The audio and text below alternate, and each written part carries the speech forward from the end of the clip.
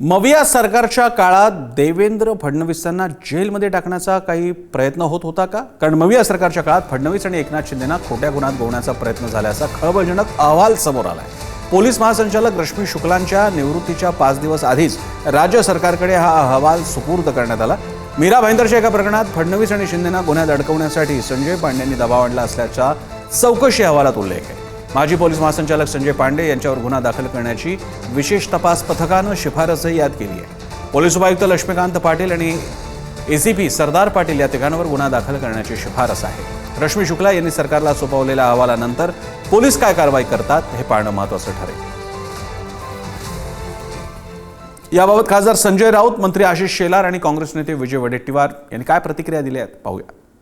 माहितीसाठी सांगतो, रश्मी शुक्ला या राष्ट्रीय स्वयंसेवक संघाच्या कार्यकर्त्या आहेत। त्यांचं अख्खं कुटुंब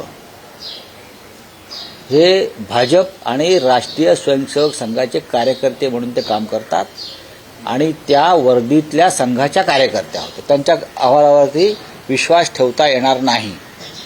तसं नसतं तर त्यांना एक्सटेन्शन दिलं नसतं ना, संघाच्या दबावामुळे दिलं। पोलिसाच्या उच्चपदस्थ अधिकाऱ्याला दबाव कोणाचा होता? संजय पांडेंवर। संजय पांडे यांनी दबाव टाकला असा जो अधिकारी सांगतोय, माननीय मुख्यमंत्री देवेंद्रजी किंवा एकनाथ शिंदेजी, तुम्ही सांगताय त्याप्रमाणे यांना अडकवा, यांच्यावर गुन्हा दाखल झाला पाहिजे आणि मग पर्यायाने यांना तुरुंगात टाका। ही मनीषा कोणाची? मग ह्या सगळ्या मंडळींना जे त्यावेळेला सरकारमध्ये बसले होते त्याचे मुखिया उद्धवजी ठाकरे स्वतः आहेत। या रश्मी शुक्लांचा जो एकूण कार्यभार होता तो पूर्णतः